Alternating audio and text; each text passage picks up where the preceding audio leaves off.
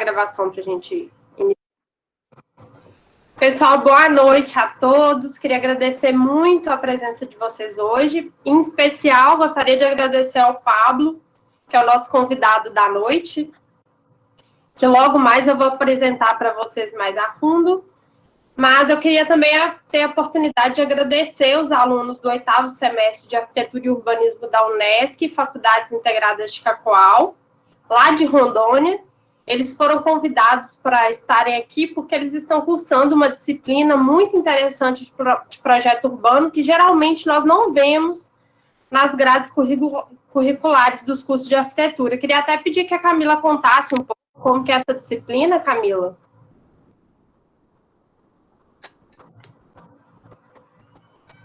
Seu microfone está desligado, Camila. Ah, sim, sempre faço isso. Muito obrigada pelo convite, Janaína. Obrigada, Pablo, pela oportunidade. Essa disciplina é uma disciplina a disciplina de projeto de urbanismo 3, que tem como foco o processo de urbanização brasileira e o surgimento das irregularidades urbanas, com ênfase em regularização urbanística e jurídica. Então, a gente passa por toda a história, né, da urbanização brasileira e passa também por propostas de urbanização, reurbanização de favelas, e chega, no final, com uma proposta de projeto de regularização urbanística e jurídica. Bem legal, obrigada, Camila. Eu acho que a palestra vai acrescentar bastante para vocês, né? Também acho. E aí eu gostaria também de agradecer aos meus alunos da disciplina de Urbanismo Contemporâneo, que é vinculada à especialização em desenvolvimento urbano do IFMT Campus Várzea Grande, que é um programa de especialização multidisciplinar. Nós temos 30 alunos arquitetos e urbanistas, mas nós temos os outros 30 com diversas formações em história, em economia, em geografia, enfim. E isso demonstra, né, a própria característica das atuações das políticas públicas urbanas para o desenvolvimento urbano, que não é função só dos arquitetos e urbanistas, né, mas de diversos outros profissionais. E eu gostaria também de agradecer, né, a presença dos professores da pós.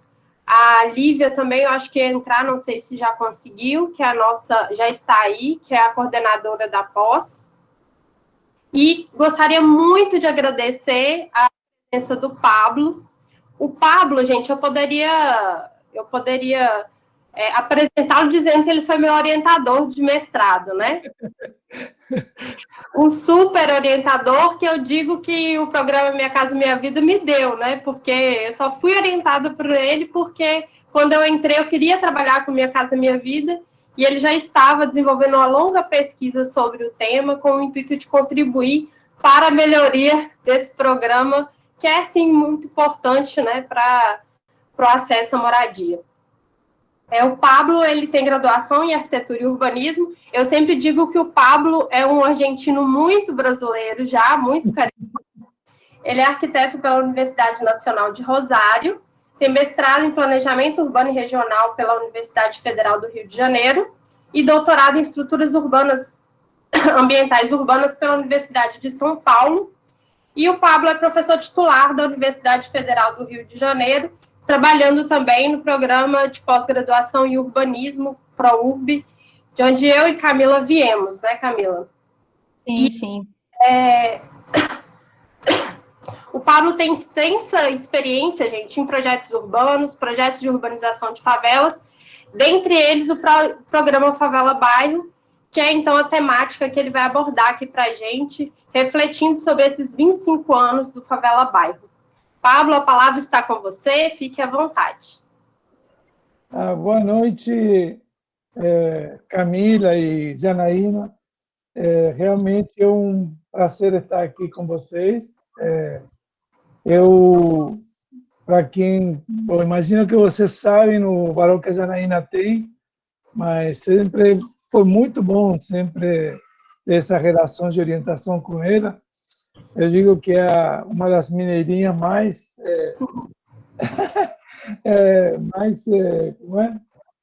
eficiente que eu conheci na minha trajetória profissional. E a Janaína colaborou muito também na nossa pesquisa sobre Minha Casa Minha Vida, que acabou dando um livro depois, né? Bem, eu vou falar sobre o Favela Bairro, vou trazer umas questões metodológicas e alguns exemplos de aplicação dessa metodologia, né?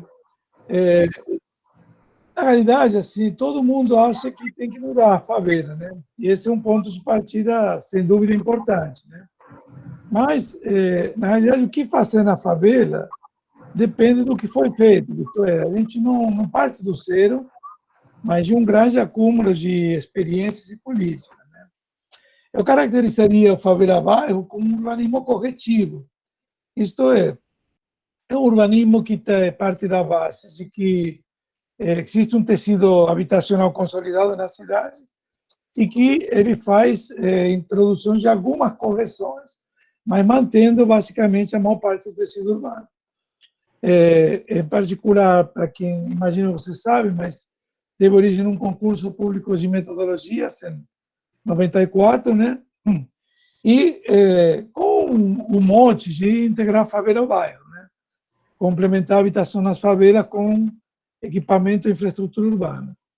Esse mapinha mostra um pouco as áreas de concentração dele. Todos os pontinhos vermelhos, para quem não conhece o Rio, são na zona norte da cidade, que é a zona antiga zona industrial da cidade do Rio de Janeiro, e onde se concentra a maior parte da população favelada, né?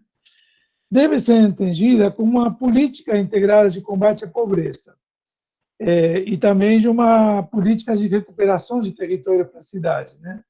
Então, ela trabalhava assim com vários princípios. O primeiro é complementar a estrutura existente, do ponto de vista de saneamento, de acessos, de infraestrutura de coleta de lixo, iluminação, etc.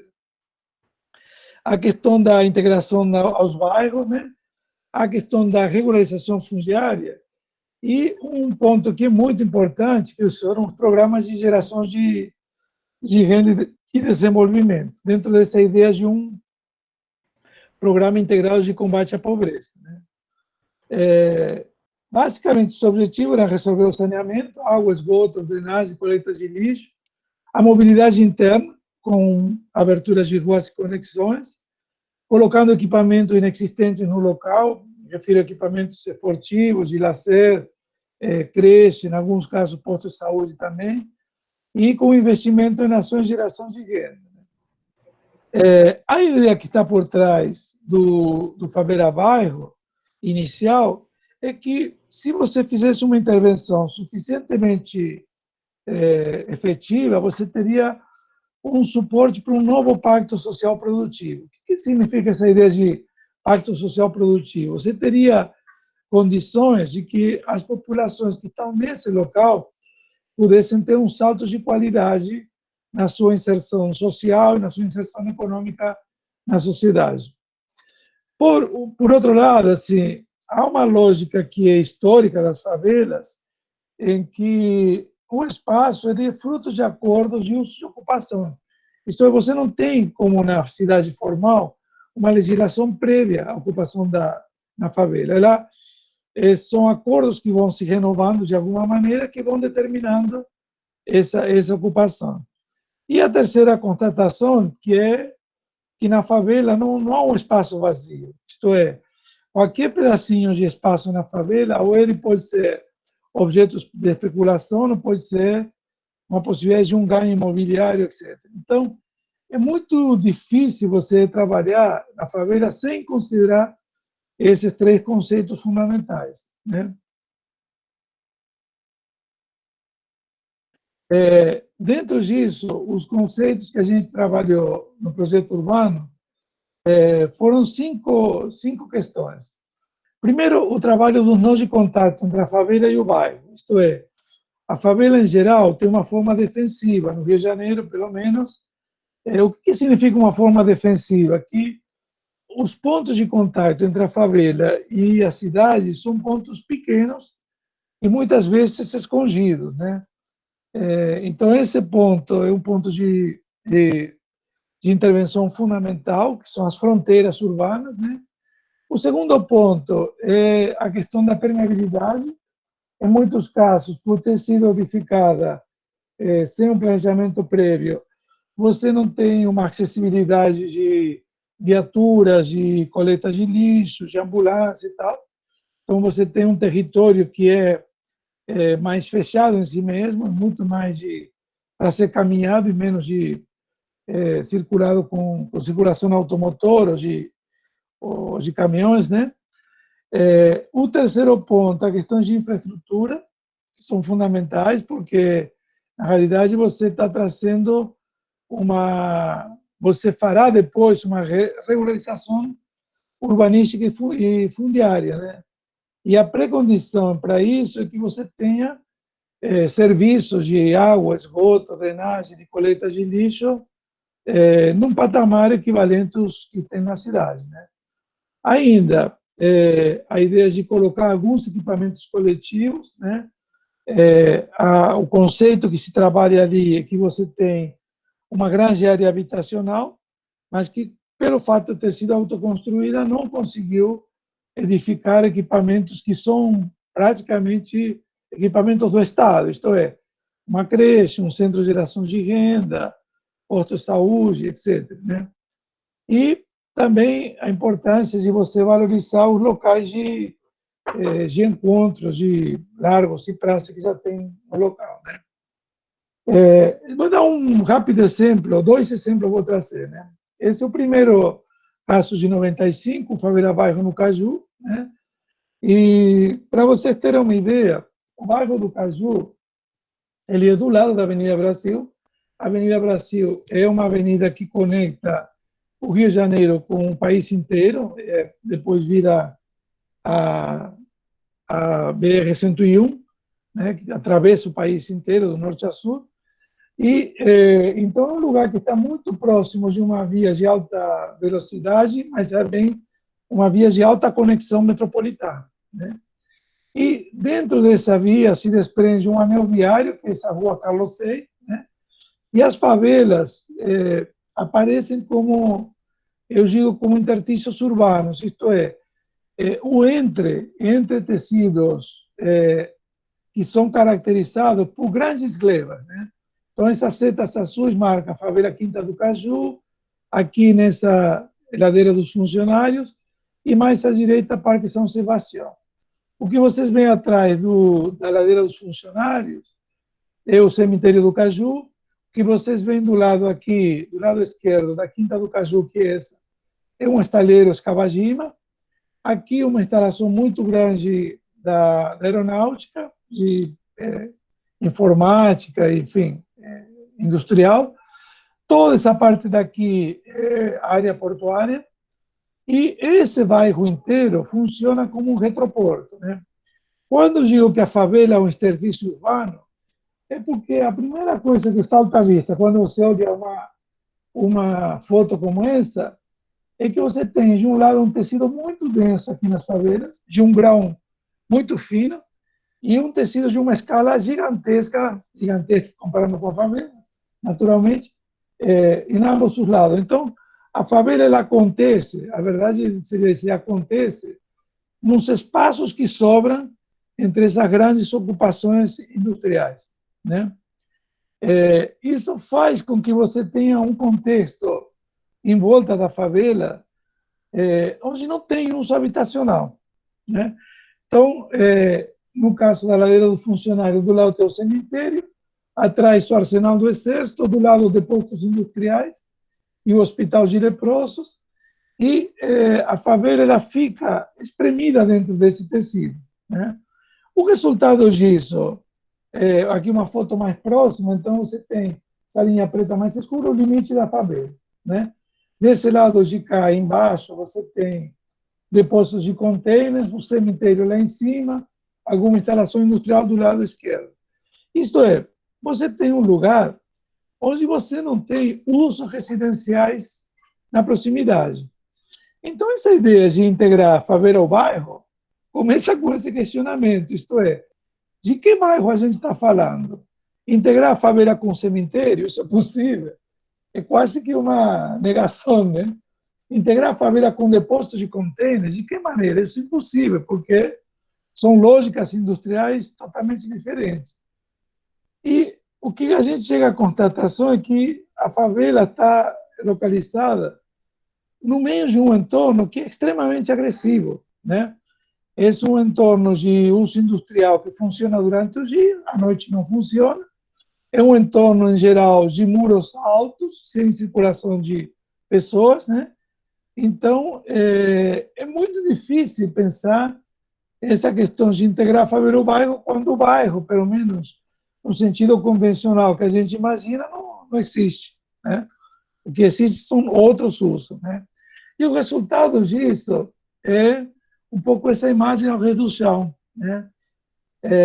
Muros muito altos, caminhões, nenhuma pessoa caminhando por aqui. Vocês podem fazer uma ideia do que é essa paisagem urbana a partir de 6, 7 horas da noite. É a escuridão total. Não porque não tem iluminação, você tem iluminação, mas você não tem ninguém caminhando na rua. Então, a favela é quase que um enclave, a ideia de um enclave dentro de um tecido que ele é extremamente agressivo e que não lhe é favorável, né? Guardem esse raciocínio, porque isso motivou uma série de intervenções que a gente propôs. Algumas delas foram à frente, outras não. E também isso é importante, porque essa aqui, que é a rua que passa na frente da favela, a Rua Carlos VI. Um quarteirão à frente, que não aparece aqui na foto, tem a Avenida Brasil. Então, normalmente, a condução, o ônibus, você pega na Avenida Brasil. Você tem todo esse caminho pelo muro do cemitério até chegar em casa. Vocês podem imaginar, e se são mulheres mais ainda, né? O perigo que você corre caminhando à noite, sozinha, numa rua deserta, do lado de um muro de um cemitério. É a típica cena de filmes de terror, né? E o resultado disso, aqui a redução, quando você tira a foto, é isso. É importante que vocês que estão trabalhando com urbanismo e tal, se acostumem a tirar conclusões das fotos, entendeu? Vocês têm uma ferramenta que a gente não tinha no passado, que é o Google, né? A ideia de você ter um mapa aéreo. A gente tinha, claro, voos de avião, né? Reconstituição, mas com essa ferramenta atual ficou muito mais fácil. Então, quando você olha uma foto como essa diferença entre esse tecido aqui e esse tecido da favela, entre esse tecido do cemitério da favela, faz com que você, a partir de uma foto aérea, você já comece a pensar o tipo de vida urbana que você vai encontrar nesse local. Quando você chega à redução, aquilo se confirma. Mas é importante que vocês treinem o seu olhar nesse sentido de fazer a comparação entre o que é a cidade, como funciona, o que significa cada ocupação fundiária, cada atividade e as marcas que essas atividades imprimem no local, né? O caminhão em si, ele é extremamente, é de uma escala brutal, né? Containers, caminhões, barulho, enfim, esse tipo de coisa que você chega à conclusão. Isso não fez tirar a conclusão de que não adiantava intervir na favela sem intervir no bairro, né? Isto é, se você intervisse na favela apenas, no limite preto aqui, essa situação aqui continuaria sendo perigosa e essa situação aqui também continuaria sendo, em certo sentido, perigosa. Então, dentro desse raciocínio, a gente fez uma proposição de intervir na favela e também intervir no bairro. Claro que isso foi possível porque era o primeiro programa e ninguém tinha normas de escopo de trabalho muito definidas. Então, a possibilidade de experimentação era muito grande nesse contexto, né?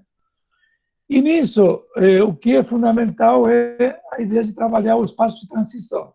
Isto é, os espaços onde a favela toma contato com o bairro, né?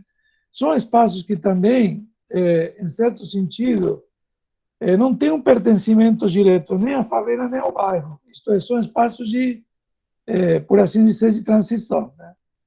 Então, nesse caso concreto, é um pouco esse limite que está aqui, né? Esse limite aqui é um espaço de contato, né? E a situação existente nesse espaço era essa que está mostrada na foto. Esse aqui era um galpão da Segunda Guerra Mundial, doado pelos americanos, do Ministério da Saúde, a gente foi saber depois, mas que tinha sido invadido por uma oficina mecânica que trabalhava aqui dentro. E a favela começava daqui para trás. Então, essa entrada da favela era lama, era carro abandonado, era poça d'água, enfim, era um lugar tão inóspito quanto o resto da rua, né? E a nossa proposta foi tentar fazer a criação de uma nova fachada urbana.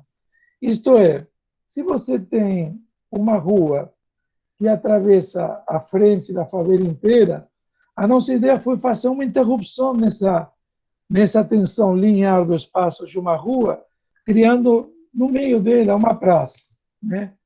Uma praça serve um pouco no conceito do Heidegger, quando você cria um lugar, né? O Heidegger diz que o lugar não está dado de antemão, ele é fruto da intervenção, né? É aquilo que interrompe um fluxo contínuo que cria um lugar, né? Que cria um lugar diferente e, portanto, um lugar do ponto de vista conceitual. E aqui uma foto da intervenção. Isso lembra um pouco o que era isso e o que ficou isso aqui. O galpão foi recuperado, essa área aqui virou uma grande praça com uma área de lazer infantil, né? E o resto, um grande espaço aberto, porque um espaço aberto dessa natureza permitiria, e permitiu já, por exemplo, ter uma escola de circo se apresentando, ter uma festa junina, ter um concurso de rima e de poesia na praça, enfim, uma série de atividades que um espaço amplo e aberto possibilita. Ao mesmo tempo, dentro do galpão, eu tinha pensado em criar uma possibilidade de um cinema e de lugares de festas, porque uma das questões que você tem na favela é que todo espaço externo ele é um espaço muito apropriado para a população. Então, mas carece muitas vezes de um espaço para um casamento, espaço para um batizado, espaço para um aniversário e tal. Então, minha ideia seria que esse espaço fosse, ao mesmo tempo, um espaço comunitário que pudesse servir.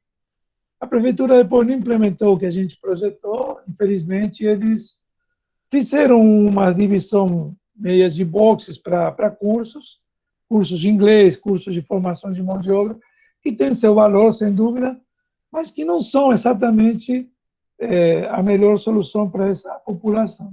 E do outro lado da rua, a gente propôs uma quadra poliesportiva, que ela era conectada por essa faixa de travessia de pedestre, então você tinha uma interrupção no fluxo aqui, um sinal, né? As pessoas paravam para as pessoas comunicarem um lado com o outro, e esses dois conjuntinhos habitacionais, que na realidade são uma série de locais de serviço embaixo, esses locais de serviço partiam da leitura do que faltava nesse entorno mais imediato, como posto avançado de correio, agência bancária, cabeleireiro, dentista, enfim, posto da telefônica também, ou seja, vendas de celular, etc. Ou seja, uma série de instalações comerciais que não tinha nesse local. Lotérica, que também é importantíssima para pagar conta e tal. E na parte superior desse conjuntinho, um grupamento de habitações. Então, aqui você tem uma vista da praça, o conjunto lá do outro lado aqui, do lado direito ainda em construção, né? Uma vista da praça também. Enfim, isso um pouco esse conceito dessa intervenção de tratar esse nó, né? Um outro nó, em outra favela muito distante daí, é na Divinéia. Divinéia é na zona oeste, e a gente descobriu que na Divinéia tinha grande número de cooperativas de costureiras que faziam os jeans, esses de marca, Aeros, Leves, etc., etc., eram feitos na favela da Divinéia. Então, nós criamos esse prédio que vocês veem aqui, que é um prédio onde você tinha centros de formação de mãos de obra. No pavimento térreo tinha uma loja de venda, uma loja de venda mais barata, né? Mas do produto da favela. Esses quiosques aqui que davam apoio a esses campos de futebol que tem aqui do lado, a gente também criou.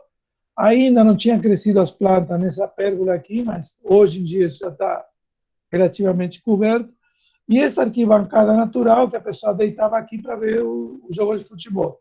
Então, mais uma vez, você cria um ponto de contato entre a favela e o bairro, que é um ponto de interrupções. É um espaço que é da favela, futebol é da favela, a própria atividade de costura é da favela, mas é também do bairro, na medida que as pessoas que por ali passavam, de uma maneira ou outra, podiam vir a comprar um jeans aqui ou participar das oficinas de formação. Né? Então, esse é um dos primeiros conceitos de intervenção, né? Tratamento do nós de contato entre a favela e o bairro. Né? No Caju, foi uma intervenção razoavelmente profunda, né? Aqui na Divinéia também. Depois não foi possível fazer isso em outras favelas. Infelizmente, o programa foram perdendo um pouco a importância que eles tinham e, enfim, não, esse tipo de espaço não foi aceito como proposta para o futuro. Ou, reduzindo o escopo para coisas mais banais, por assim dizer, né? Agora, é importante, galera, vocês que são estudantes, futuros profissionais, se algum dia cair na mão de vocês, ou como administrador público, ou como projetista, tem que pensar grande, sabe? Tem que realmente arriscar, porque a modificação da cidade, do ponto de vista simbólico, não se faz com pequenos gestos. Isto é, simbolicamente, a favela é sempre associada ao lugar perigoso, ao lugar para não entrar, o lugar que é vedado à maior parte da população. Você não inverte isso, também não inverte isso com a forma. Você, claro, nesse sentido. Mas também a forma pode ajudar muito nesse sentido. Isto é, se você traz, a partir desse edifício, a partir desse tipo de atividade, cria uma certa polo de atração, você também consegue trazer pessoas de fora para esse local. Né? O segundo conceito de intervenção é a ideia da permeabilidade. Esse conceito tem uma questão fundamental, que é diminuir a distância física ao serviço essencial. Né? Para vocês terem uma ideia, nessa favela aqui da Ladeira do Funcionário, nós passamos de uma distância de 500 metros, o sujeito que morava aqui para jogar o lixo na caçamba aqui embaixo, para 30 metros no máximo. Então, a abertura da rua, a ideia de permeabilidade, ela tem uma função social enorme, isto é, trazer junto a coleta de lixo, material de construção, ambulância, etc., etc. Né? Nesse caso em particular, da Ladeira do Funcionário, tudo que está em vermelho foram ruas abertas. Né? E essas ruas configuraram o que a gente chama um anel viário. Né? Em torno desse anel viário, e por isso que a distância conseguiu ser reduzida a 30 metros, você colocava grandes espaços espaços de lazer que já existiam, como essa praça, como esse campo de futebol, novas habitações, enfim, aqui embaixo tem do lado esquerdo embaixo tem a intervenção da praça, né? Então, essa ideia da permeabilidade vem muito a partir dessa ideia do anel viário, que é uma ideia que a gente aplicou em vários lugares. Ou então, nesse caso da Divinéia, criando pontes, pequenas pontes, mas que têm um valor enorme, porque, de alguma maneira, facilita na conexão. Essa já é uma favela da Zona Oeste, você vê que são favelas de ruas largas, onde o lote é maior do que a casa. Nessas favelas daqui, o lote coincide com a casa, são muito mais densas que essa daqui. Ou então, criação de vias de meia encosta, em morros, né? Porque aí você pode ter a possibilidade, como tem aqui no desenho que a gente fez, de um microtrator coletando lixo, de criação de um pequeno largo. Enfim, são questões que facilitam a vida, né? Hoje, uma rua como essa, né? Esse é um lugar que alagava toda vez que tinha 2 pingos d'água, alagava a Avenida Brasil. Porque todo esse rio aqui estava ocupado por habitações, em cima. Então, nós retiramos essas habitações, colocamos aqui do lado e abrimos essa grande rua aqui, com essa ponte de travessia aqui na ponta, né? Que conecta a Rua da Favela, que já existia. O Amarelo é uma linha ferroviária elevada, que já existia. E onde existiam essas habitações que entupiam o rio, que, claro, os pilares faziam uma retenção de lixo enorme. Então, o rio era totalmente, parava aí e alagava toda a parte a jusante dele, né? Então, essas novas ruas e pontes são fundamentais para fazer essa conexão, né? Ou então novas escadarias, né? Aquela fórmula clássica de fazer uma escada confortável. É diferente você subir isso com uma escadaria reta, sem nenhuma parada. É diferente você, conceitualmente, você andar um pouco na escada, parar, ter um largo. Naquela época tinha ainda telefone público, então você parava no telefone, caminha mais um pouquinho, senta num banco, caminha mais um pouquinho, bate um papo com a vizinha, caminha mais um pouquinho, quando você repara já está em casa. Então, essa ideia de você trabalhar a circulação como uma coisa lúdica é fundamental também. Fora o fato de você trabalhar as medidas corretas de escadaria, que nem sempre são as que você vê na favela. Esse degrau de 30, 35 centímetros, que para uma pessoa idosa, para uma criança muito pequena, são praticamente impossíveis, né? Então, toda uma linha de intervenções nesse conceito de permeabilidade, em vários níveis, permeabilidade para carro, permeabilidade para pedestre, enfim, esses todos. O outro conceito de projeto urbano são equipamentos coletivos, complemento da habitação. A ideia de que você tem uma área habitacional muito densa e que, como ela foi autoconstruída e você não tinha muita intervenção do Estado nesse processo, você não tinha esse equipamento coletivo. Esses equipamentos coletivos são complementares à habitação, né? Esse aqui é a favela 2 de Maio, né? Repare, esse era um telhado onde você tinha um baile funk, um show, né? O que a gente fez? Não demoliu isso daqui, não demoliu o telhado, apenas transformamos esse lugar daqui num lugar de apoio efetivo, com palco bom, né? Aqui também criamos uma possibilidade de você pendurar um telão e daqui sair uma projeção para fazer um cinema. Então você aproveita o que já tem como local consolidado, justo consolidado da população, para fazer disso um lugar de uso mais efetivo, né? Melhor infraestrutura. Ou novas edificações, aqui voltando ao Caju, né? Todo esse terreno aqui são de comércios e serviços, né? Que não tinha no local. Ou também a criação de creche, né? Aqui uma creche, cada creche significa, pelo menos, que um grupo importante demais pode ir trabalhar. Para você ter uma ideia, na favela do Rio, não sei como será esse índice ali no Mato Grosso, mas mais ou menos 37% a 40%, dependendo do local, a cabeça da família é uma mulher, sem homem, né? E essas mulheres dependem da possibilidade de trabalhar para sustentar a família. Cabeça de família é isso. Então, você tem uma creche onde você pode deixar teu filho sair para trabalhar e voltar tendo ele bem cuidado, seguro, bem alimentado, de banho tomado, mal na roda, entendeu? Então, fundamental, a creche, ela é um equipamento importantíssimo na população, né?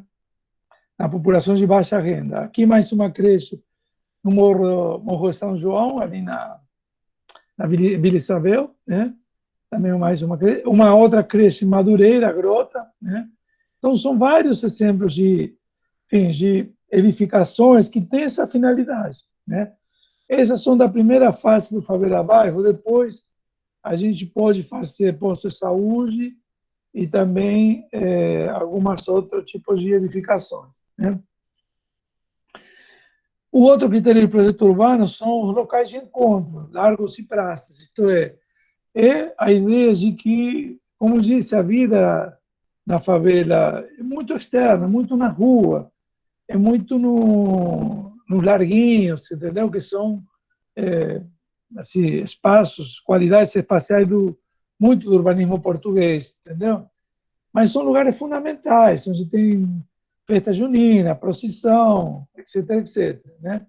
Esse aqui é uma intervenção, quer dizer, para você ter uma ideia, essa árvore existia, esse pedacinho existia, mas o muro da rede ferroviária vinha seguindo por aqui e seguia por aqui. Então, daqui para cá, para baixo, é tudo novo. Essa rua é nova, essa rua faz parte de um anel viário, e em volta dele a gente criou essa praça. Essa praça tem uma localização estratégica, porque aqui é a Associação de Moradores, em frente dele, é o lugar de congraçamento dessa galera toda, então tem um lugar para mesa, para carteado e tal, tem um lugar de um banco onde tem, é o lugar da paquera, claramente, um lugar de brinquedos infantil, e essa capelinha que eles projetaram e construíram também, né? Essa capela não é projeto meu, mas é um pouco isso, quer dizer, um lugar. Isso também é importante, né? Vocês que vão projetar ou vão fiscalizar e tal, programas muito rígidos, eles são um problema, porque depois você não tem. Ele não aceita a improvisação, entendeu? Então, aqui, para vocês terem uma ideia, tinha um sujeito que trazia uma academia portátil, né? Ele pegava uma extensão e montava aqui uma série de equipamentos de ginástica e fazia ginástica. Depois alugava, sei lá, e depois ia embora e pronto, né? Então, um pouco isso, mas reparei, são lugares próximos, assim, do que já existe, entendeu? Não é uma coisa que vem de fora. Ou lugares como esse aqui, que esse daqui, a gente conseguiu um financiamento da União Europeia e eles deram um recurso. E a gente batizou isso de Largo do Alfama, né? Porque tem os pilões do Largo da Fama, a grade do Largo da Fama, as pedrinhas que tem no Largo da Alfama e tal. E esse lugar, na realidade, é um lugar que a gente tirou uma casa que tinha nesse lugar para você poder trazer uma instalação de drenagem e de esgoto que vem lá de cima e passa por aqui por baixo e vai para a parte baixa da favela. E a partir daí isso virou um local de passagem, isto é, um lugar onde as pessoas passam daqui da parte baixa para a parte alta da favela, né? Aqui depois a gente pendurou 2 pneus e a pessoa ficava balançando aqui nessa estrutura da própria casa, né? Bem, isso assim um pouco um panorama do tipo de intervenções. Aí vou explicar um projeto concreto, um projeto mais detalhado, para você terem uma ideia do que se trata isso, né? Então, essa Quinta do Caju, se vocês lembram, essa Quinta do Caju é muito antiga. Essa Quinta do Caju, a ocupação original era da cavalariça daqueles que acompanhavam o imperador quando tomava banho de mar aqui, né? Não tinha esse aterro todo, o mar chegava até esse ponto aqui, e a cavalariça ficava nesse lugar.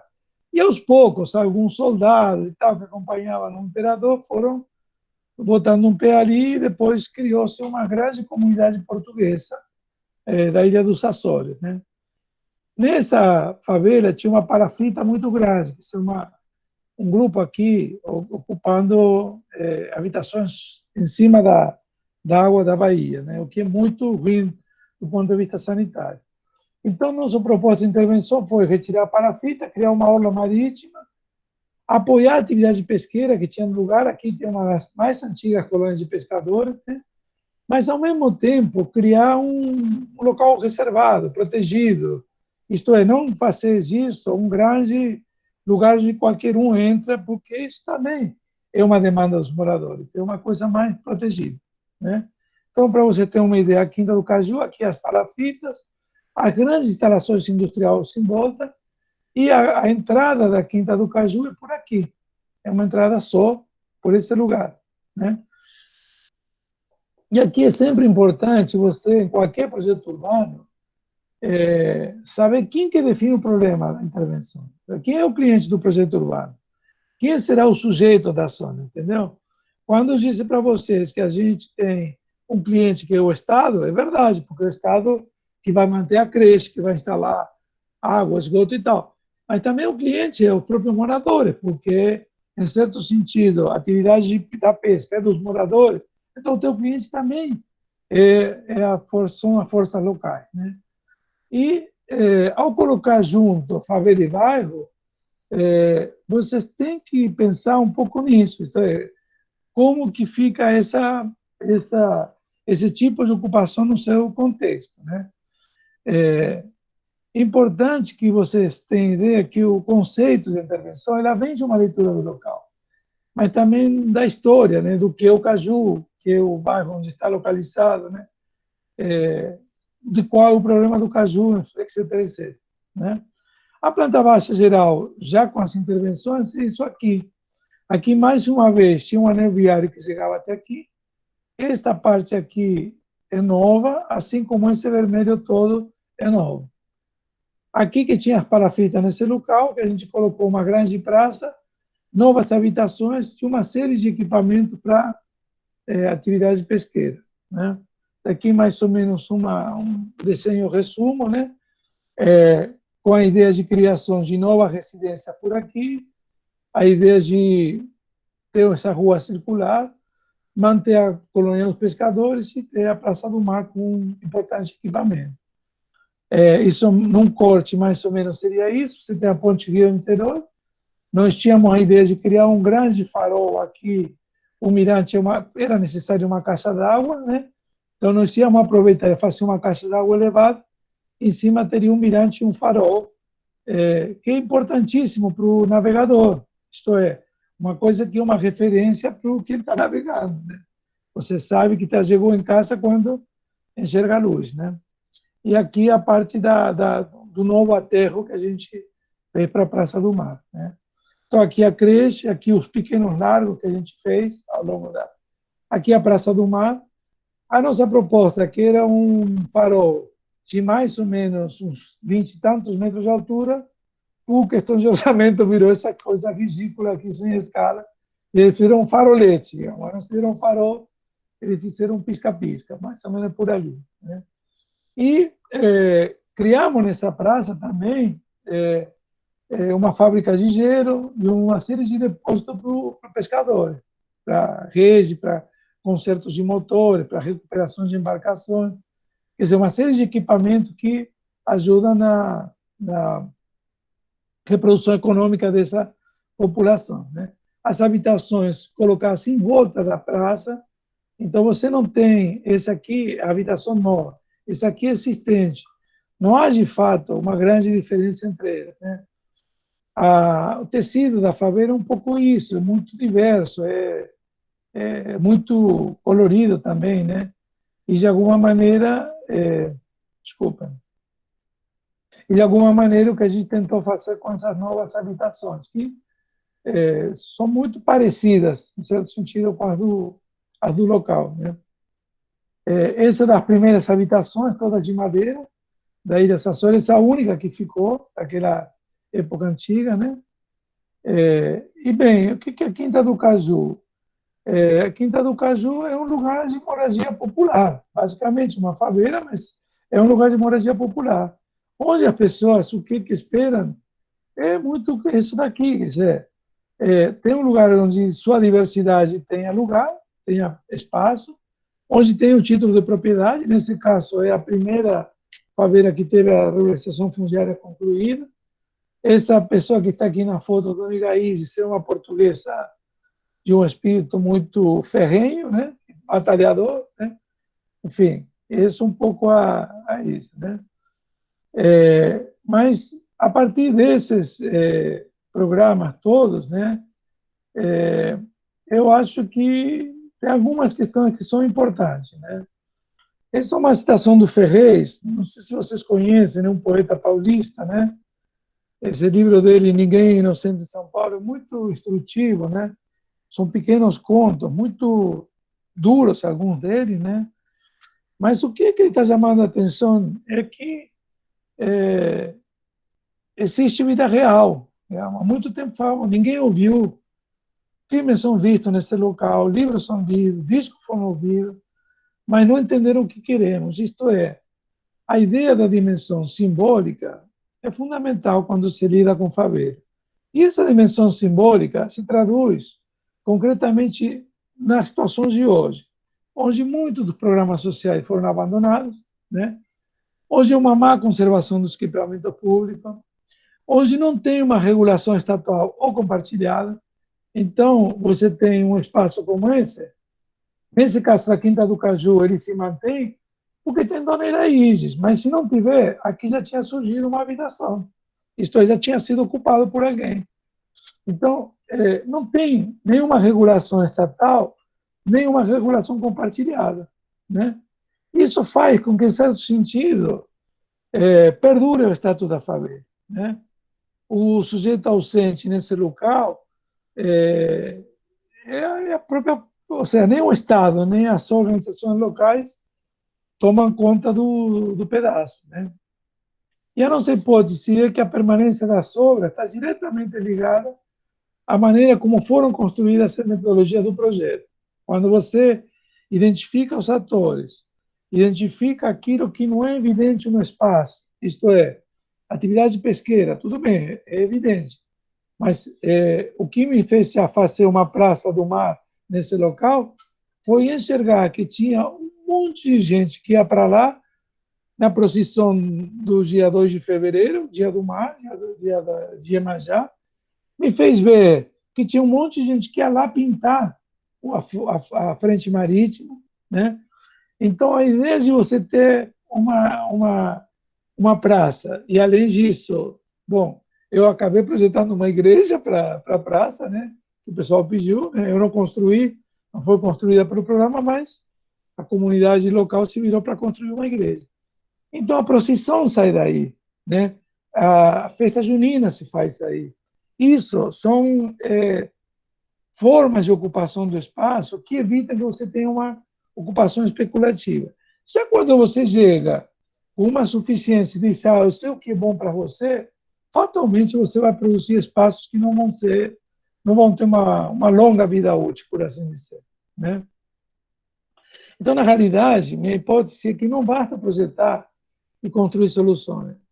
Muito mais além do meio físico, é preciso construir aliança entre os moradores e usuários potenciais de cada local, que sejam de fato defensores dessas áreas livres, né? Face a própria ocupações indesejadas. Então, isso, quando você vê o desenvolvimento do favela bairro, a grande conclusão que eu tiro é que muitas vezes foi possível fazer essa aliança, outras vezes não foi possível. E, nesse sentido, seria muito mais interessante que a gente tivesse, no futuro, editais de fundos públicos, onde as próprias organizações locais, com auxílio de arquiteto, pudessem pleitear recursos, né? E que, na realidade, são essas forças que definiriam o programa das intervenções. Isto é, o que vai ser feito não é definido fora do território popular, mas a partir da necessidade e desejo do mesmo. Então, aqui alguma bibliografia. O 2 tem a coautoria da nossa Janaína, né? Esse aqui está para sair, já está na gráfica, aí você depois pode comprar quando ele sair, mas ainda não saiu. Está na gráfica, deve sair semana que vem ou a outra, né? E nesse livro eu faço um pouco essa reflexão, né? Desafio para o projeto urbano. Não falo apenas de favela bairro, falo também do Rio Cidade, mas o subtítulo de estudo, a necessária constituição de um sujeito político. Isto é, eu tenho a convicção de que ou a gente consegue construir forças locais com suficiente autoridade e empoderamento, ou realmente nossas metodologias de projeto urbano caminham para o fracasso. Muito obrigado, boa noite. E fico à disposição para quem quiser perguntar alguma coisa, né, se quiser. Pablo, eu estou aqui encantada com a sua apresentação, porque, assim, uma coisa que sempre me deu muito amor, assim, a ver seu trabalho, é essa sua capacidade de estar dentro da academia e ainda ser um arquiteto atuante e que, de fato, viveu todas essas realidades, né, de intervenções urbanas que eu acho que grande parte dos arquitetos aqui hoje gostariam de viver, em função, né, das características de formação e de interesse dos nossos alunos aqui hoje. E eu vou abrir aqui as perguntas, enquanto o pessoal faz as perguntas, gente, pode fazer pelo chat, mas eu prefiro que vocês liguem aí o microfone e façam a pergunta diretamente. Só se inscrever aqui no nosso chat e fazer a pergunta diretamente. E aí, eu tenho uma pergunta para você. A pergunta é o seguinte: quando eu ainda estava na graduação, primeira vez que eu fui no Rio de Janeiro, eu estive com o Demetrio, que não está entre nós, mas é uma figura importantíssima para a habitação de interesse social no Brasil, né? E o Demetrio, ele me enganou, porque naquela oportunidade, eu acho que era 2009, o programa Minha Casa Minha Vida tinha acabado de ser lançado, e o Demetrio, nessa palestra que a gente fez, que ele fez para a gente, né, eu acho que eu estava no terceiro período, se não me engano, inclusive foi naquele conjunto habitacional que ele, lá no bairro da Saúde, onde ele morava, né, e ele projetou, ele me fez crer que eu poderia ser uma arquiteta de habitação de interesse social, de 1888, e a aprovação do Minha Casa Minha Vida. E assim, depois, né, eu fui para o mestrado, comecei a estudar o programa Minha Casa Minha Vida, e eu encontrei o Demetrio em um congresso, e eu estava muito curiosa para saber qual que seria a opinião dele em relação à nossa capacidade enquanto arquitetos e urbanistas em atuar para populações de menor renda. E eu fiquei perplexa em perceber que, mesmo diante daquele cenário pavoroso que a gente encontrava em 2014, em relação à habitação de interesse social, que hoje em dia ainda consegue ser pior, ele ainda tinha muita esperança de que nós, arquitetos, podemos sim atuar de uma maneira muito ativa e entendermos a habitação de interesse social e a urbanização dos assentamentos precários como uma área de atuação real, e não apenas uma vontade que muitas vezes é confundida com benevolência, né, Pablo? Sim. Nós somos profissionais. E aí eu queria saber qual é a sua opinião em relação a isso, quais são as suas esperanças ou desesperanças em relação a essa nossa atuação profissional, você que teve já essa experiência tão fantástica. Então, Janaína, acho que a gente tem que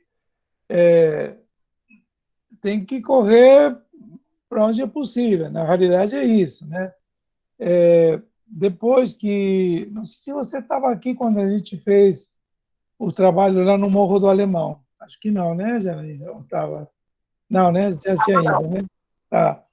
Em 2015, a gente fez algumas intervenções, várias intervenções. Uma delas foi premiada lá no Portugal, num Congresso Internacional de Habitação. Outra deu lugar a um livro que chama... esse livrinho eu posso até passar para vocês, né? Praça Verde do Alemão. Se eu posso passar o PDF, porque agora já está liberado, né? Enfim, o que a gente fez? Deu uma guinhada, porque quando você não tem financiamento público, você tem que procurar se virar de outra maneira, né? Então, nós apelamos muito para esforço local, né? E aí, junto com uma ONG local que eu trabalho até hoje, né? Que é a ONG Raízes em Movimento, que é uma ONG que tem uma atuação muito forte no Morro do Alemão e que discutia muito a questão das políticas públicas, né? Então, acho que, assim, como arquiteto, você tem um pé cá e um pé lá. Isto é, você tem um pé para batalhar para que tenha recurso do Estado para essa finalidade. A gente não pode abrir mão do recurso do Estado. Acho que é importantíssimo garantir a função social da propriedade, né? É um direito, está no artigo 6 da nossa Constituição, diz isso, né? A Constituição de 88, né? Então, ao mesmo tempo que você milita nos teus órgãos profissionais, no teu conselho de arquitetura, enfim, no Instituto de Arquitetos, nesses locais onde você, de alguma maneira, vai criando consenso, né? você vai continuar reclamando por esforços, recursos públicos. Na década de 90, na década de 80, logo assim que começou a abertura, né, você não tinha recursos federais. O que você tinha era recursos municipais, né? Então, você tinha, assim, para cada município, você tinha algum recurso, e aí surgiram experiências muito interessantes, em Belo Horizonte, em São Paulo, no Rio também, enfim, experiências de mutirão remunerado e tal. Quer dizer, não eram grandes recursos, mas você podia fazer alguma coisa. Então, o desenho do que você faz depende muito da conjuntura, né? Batalhar por recurso público, eu acho que é uma obrigação nossa, como arquiteto, historiador, economista e tal. Quer dizer, se você tem um mínimo de sensibilidade em relação a essa precariedade habitacional, essa segregação que isso traz para o tecido urbano, obviamente você vai ter isso como uma pauta, né? Mas, ao mesmo tempo, eu acho que dá para fazer alianças com poderes locais, com grupos locais, e descobrir essas pequenas intervenções, né? Por exemplo, aqui no Rio tem uma ONG que chama Soluções Urbanas, né? Eles conseguiram montar um esquema para fazer melhoria habitacional em favelas. Tem outro grupo que se chama Inova Urbe. Eles fizeram um convênio com uma grande firma de material de construção e fazem projetos e modificações de casas em favela. Nessa crise sanitária do coronavírus, isso é fundamental, né? Se tem uma boa ventilação, uma boa iluminação. Então, acho que assim, os caminhos não estão dados, né? Em Belo Horizonte tem o grupo da Silvia Cap, o MOM, Morar de Outras Maneiras, que também tem uma atuação muito intensa na área de moradia popular. Isto é, há iniciativa no Brasil inteiro, né? Agora, cabe descobrir em cada local quem é o interlocutor, quem vai sustentar isso, quem vai comprar essa ideia. Isso não é fácil, concordo com vocês, mas, enfim, é o caminho, né? É o que resta, né? Muito bem, Pablo. Ótima fala. Ana Clara queria fazer uma pergunta. Ligue seu microfone e pergunte, Ana Clara. Boa noite, professor. Boa noite, professor. Eu sou acadêmica do curso de Arquitetura e Urbanismo da Unesc do 8º período. E eu, primeiramente, gostaria de agradecer a sua palestra, foi muito interessante, inclusive na questão do âmbito urbano. E eu queria perguntar, porque assim, eu percebi que seu trabalho se trata não apenas de intervenções urbanas, mas também de uma humanização do espaço, proporcionando mais qualidade de vida aos moradores da favela. E isso a gente vê nitidamente com o programa Favela Bairro. Mas eu gostaria de saber se houve resistência por parte dos moradores, porque tem uma hora que você fala a respeito de eles também serem nossos clientes, né? E como reagiram ao programa executado também. Porque, assim, na minha visão, é um pouco difícil trabalhar com favela, né? Mas como que é essa questão, no caso? Ana Clara, essa pergunta tua é muito boa, porque no caso que eu mostrei da Quinta do Caju, ela é uma favela que tem uma única entrada e saída, isto é, tem uma entrada, essa entrada é do lado do portão da aeronáutica, então uma entrada protegida pelos militares da aeronáutica, né? E no projeto, no lugar onde está a creche, tinha a possibilidade de abertura de uma segunda rua, e essa segunda rua era interessante porque ela me resolveria problemas de drenagem, né? Bem, eu levei isso para uma assembleia, né? E eu senti um zum, zum, zum, assim, um barulho e tal, mas aí depois da assembleia e tal, veio a comissão de moradores, dona Iraíce, o pessoal de lá, né, falar comigo, falar, olha, Pablo, a ideia é muito boa, a gente gostou demais da proposta, e tarará, tarará, mas nós não queremos que você abra essa rua, não, porque se você abrir essa rua, vai deixar o nosso lugar mais vulnerável. E Cara, eu achei assim, bom, primeiro que é evidente que elas não falaram isso publicamente, porque tinha todos os engravatados da prefeitura, entendeu? E aí a coisa muitas vezes se complica, quer dizer, essa coisa é muito canalha, essa relação muito assimétrica, entendeu? Quem tem o dinheiro, que é o poder público, meio que enfia a goela abaixo tudo, entendeu? Então é assim, é aquela coisa, se eu falar que não quero a rua, será que os caras vão abandonar o projeto, entendeu? É uma conta, um cálculo que se faz, né? Claro que como tinha essa intimidade com a gente montou um escritório no local, Ana Clara, entendeu? Então, eu convivia, eu tomava café da manhã com ela, todo dia lá, né? Durante a fase de projeto, né? Então, tomava café da manhã todo dia, porque eu tomava na padaria, ela também tomava na padaria. Não que era, também eu conheço a casa dele e tal, mas enfim. Mas o que eu quero te dizer é que tinha essa abertura. E tinha essa crítica também. Na primeira favela que eu mostrei, a outra do Caju, também tinha um lugar que eu tinha que fazer um pequeno largo, né? E a pessoa que morava, a casa que estava em frente desse pequeno largo, esse pequeno largo era necessário também, porque a gente estava retirando duas casas para passar a infraestrutura, né? Mas aí ela me falou, o Pablo, não faz isso. Os meninos vão vir aqui, fumar aqui embaixo. Eu não vou ter como dormir nem tirar eles daqui. Então não faz isso, por favor. Então você tem uma mediação que quando você tem uma relação boa, é possível escutar, né? Mas que nem sempre é possível, né? Se você me perguntar da experiência recente do PAC, que eu não tive, eu participei só na colônia Juliana Moreira, mas o PAC mais famoso aqui, de grandes favelas, que é Complexo do Alemão e Manguinhos, é um horror, sabe? Eles vieram, sim, puseram de cima, goela abaixo, um programa e com ameaça, inclusive, né? De dizer, bom, se você não topar, não vamos transferir os traficantes dessa favela para Rondônia, né? Ou para segurança pública longe do Rio de Janeiro, onde eles tinham, onde ele estava, entendeu? Então, meio uma ameaça nesse sentido, entendeu?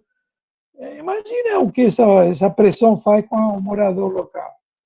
Claro que a pessoa não vai vai se expor publicamente a levar uma represália dessa natureza, né?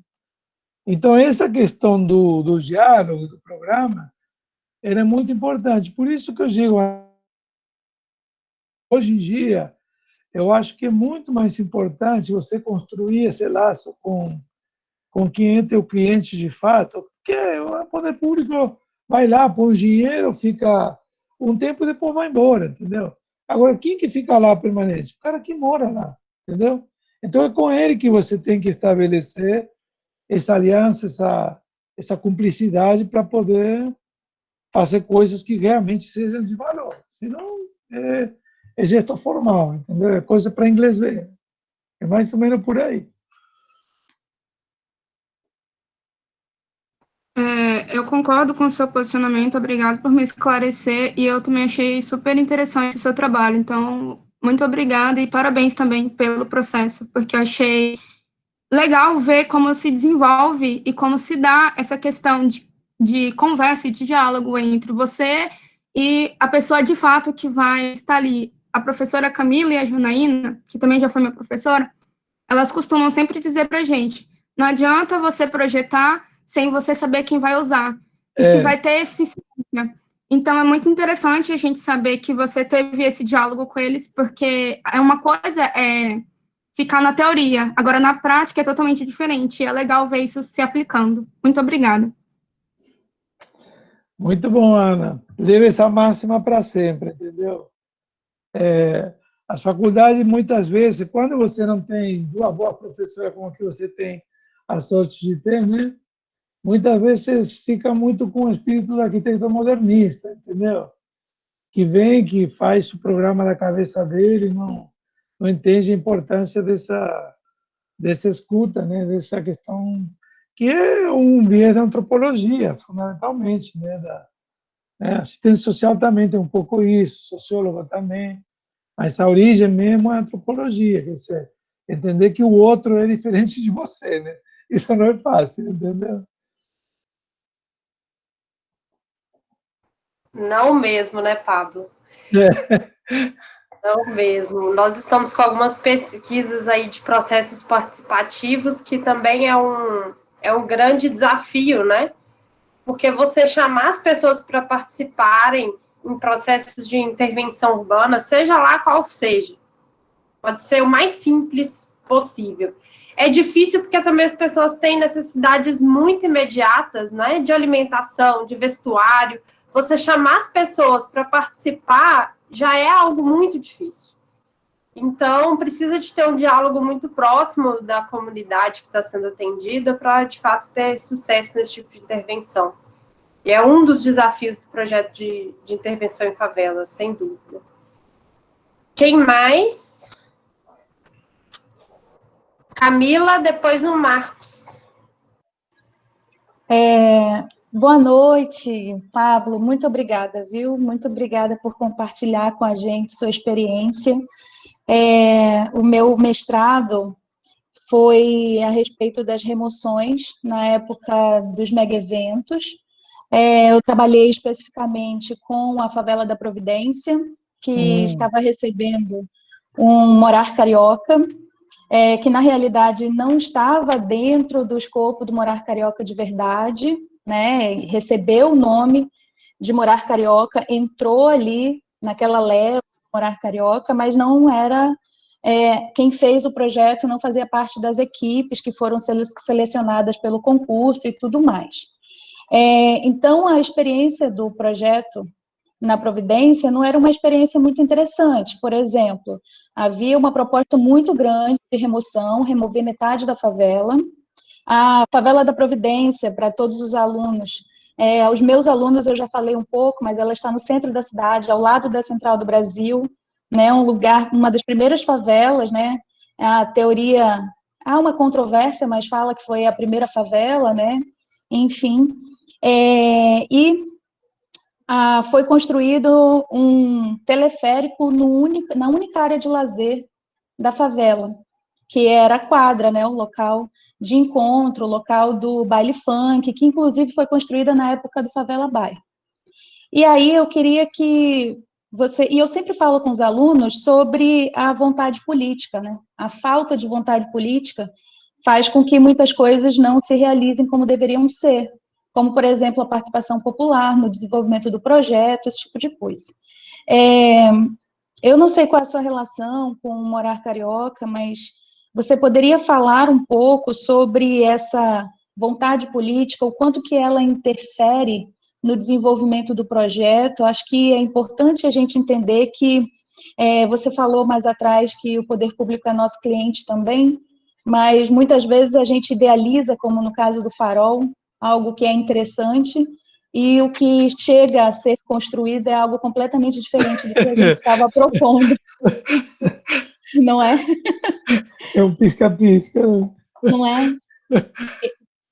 Eu vi a experiência do Morar Carioca lá na Providência como uma experiência muito ruim, Pablo, uma experiência que não foi colocada em prática porque a população se organizou para frear a urbanização da favela, porém, o bendito do teleférico foi colocado e ninguém usa o teleférico porque, enfim, não tem nenhuma empresa que queira colocar aquilo em funcionamento e a proposta do teleférico foi justamente uma proposta de turismo.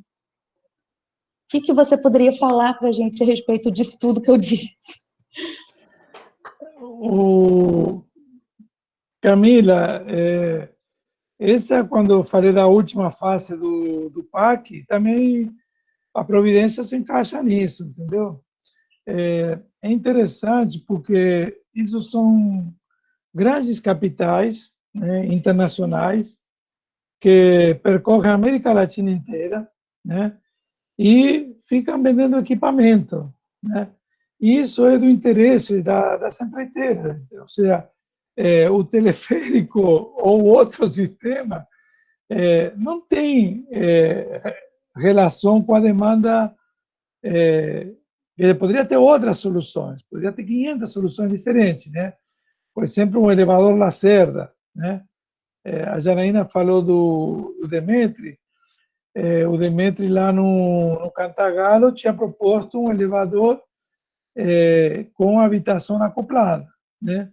O projeto que eu peguei do Demetri depois me passou, o projeto do Santo Amaro, também tinha a mesma proposta. Então, há várias maneiras de resolver essa questão da mobilidade, né? Só que, nesse caso, são grandes firmas internacionais, esse mercado disputado basicamente por duas, uma austríaca e uma francesa, e a partir disso que você tem implantação de um equipamento que tem que, sabe, tipo assim, o contrato está feito, eu já comprei o teleférico, agora onde que eu consigo enfiar isso? Ah, na Providência dá, então vou enfiar lá. Isto é, quer dizer, não tem uma lógica de uma construção disso como parte de um modal, né? Por exemplo, o teleférico do Alemão, mesma coisa, né? O teleférico do Alemão, a linha do trem, ela em termos de demanda, era 1/10 da linha do metrô. No entanto, conectaram o teleférico com a linha do trem, não com a linha do metrô. Então, você diz, pô, qual é a racionalidade, até do ponto de vista de transporte, de conectar com um modal de menos importância? Mas por que conectaram com o trem? Porque a concessionária do trem era a mesma que iria tocar o teleférico. Então, é o esquema de negócio tão viciado, tão escuso, que quando a gente fica sabendo, é de arrepiar, entendeu? Porque você vê que o local e as populações são um mero pretexto para você viabilizar um investimento que vem de outra lógica, né? Participação popular é muito difícil, porque o que acontece? Você tem anos, séculos, e agora com a violência urbana, com traficantes e tal, isso é pior ainda, né? Você não tem um desse estímulo à organização popular, você não tem nada que estimule as pessoas a participar. A pessoa que participa, ela corre riscos de vida, porque se o traficante resolve... Eu vi isso no Alemão, gente. No Alemão, a gente tinha conseguido uma área para uma praça, e aí caiu em cana um dos chefões lá do Alemão, e os traficantes disseram que não ia fazer praça nada, que ia deixar para construir casa, para manter a mulher do traficante que estava em cana. Então, quer dizer, você tem uma lógica violenta, sabe, que inibe a participação, né? Pelo menos a questão da violência no Rio é muito séria nesse sentido, entendeu? Porque ela, de fato, interfere na possibilidade de uma organização democrática, né? Então, isso é uma questão muito séria, muito séria. E a Providência é isso, que é tipo assim, era uma favela, como se chama assim, favela bibelô, entendeu? Favela para inglês ver, entendeu? Primeira favela e tal, vai ser o Museu da Favela e tal. Mas, na realidade, é uma coisa muito perversa, né? Porque não tem relação direta com a demanda local, entendeu? Eu conheço lá também, eu cheguei a trabalhar. Tem o Fernando, que é estudante da Santa Úrsula, que é morador de lá. A gente tem uma boa relação com ele.